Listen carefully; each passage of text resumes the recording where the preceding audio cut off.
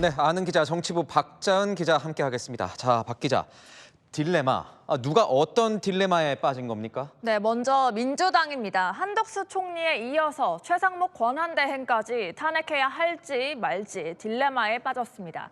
이 딜레마가 엿보이는 건 한 총리 때와 다르게 탄핵 두 글자를 먼저 꺼내지 않는다는 거죠. 조심스러운 분위기군요. 네, 그렇습니다. 제가 오늘 국회에서 조승래 민주당 수석 대변인에게 최대행도 헌법재판관 임명을 보류하면 탄핵할 거냐 물었습니다.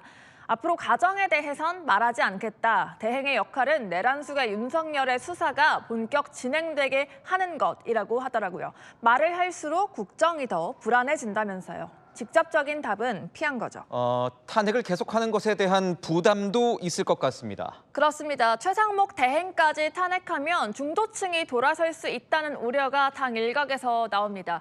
이 보수층 여론이 결집할 가능성 등까지도 고려하지 않을 수 없겠죠. 민주당 그렇다면 당근책을 내놓을 수도 있는 겁니까? 네, 우선 중재안이 있습니다. 헌법재판관은 임명하고 내란 김건희 여사 특검법은 거부권을 행사하더라도 탄핵까지는 하지 않는 방안인데요. 제가 취재해보니까 민주당 측 한 인사가 한 총리 탄핵안 표결 전 중재안을 제안했는데 거부한 것으로 알려집니다. 이 지도부 차원의 제안은 아니었고 개인적으로 중재를 하기 위한 것이었다고 설명하더라고요. 최상목 대행에게도 비슷한 중재안이 제시될 거라는 관측이 나옵니다. 최상목 대행은 비상계엄을 반대했던 국무위원이지 않았습니까? 탄핵 사유가 있긴 한 겁니까? 그래서 달래기라는 말이 나올 수밖에 없는데요. 이 민주당에서는 오늘 오전에 최 대행은 처음부터 일관되게 비상계엄을 반대했다. 내란 비호에 서 있지 않으려 할 것, 이런 말까지 나왔습니다. 만약 한 총리처럼 이 최 대행도 헌법재판관 임명을 보류하면 탄핵으로 갈 것 같습니까? 네, 최종적으로는 헌법재판관 임명을 보류하기로 결정하면 이 탄핵 가능성 충분히 있습니다. 민주당 관계자에 물어보니 헌법재판관 임명하지 않으면 탄핵을 선택할 수밖에 없다고 하는데요. 민주당이 최대행 탄핵까지 염두에 둔 것으로 해석할 수 있는 대목이 또 있습니다. 한 총리 탄핵안에 총리 시절과 권한대행 시절 사유가 다 들어가는 게 의결정족수를 고려하면 민주당에 불리하다는 지적이 있었잖아요. 그럼에도 불구하고 권한대행 시절까지 넣은 건 부총리 시절 탄핵 사유가 마땅치 않은 최대행 탄핵까지 고려한 것 아니냐 해석이 나옵니다.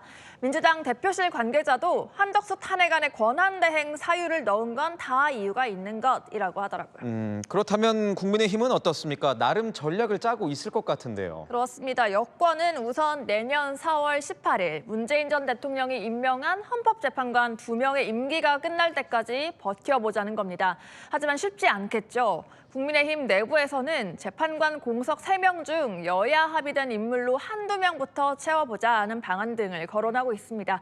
하지만 민주당이 먼저 태도 변화를 보여라, 적극적으로 제안하진 않겠다는 분위기입니다. 민주당이 어떻게 나오느냐가 결국 관건이 되겠군요. 그렇습니다. 그런데 민주당 더 세게 나가고 있습니다. 당장 내일 모레 월요일에 권성동 원내대표 등 국민의힘 지도부 등을 내란 선전 혐의로 고발하겠다고 예고했습니다. 탄핵이 곧 내란이라는 식의 선전선동이 난무하고 있다면서요. 정권 연장이냐 또 조기 대선이냐 물러설 수 없다면서 대치만 하고 있는 형국입니다. 네, 지금까지 아는 기자였습니다.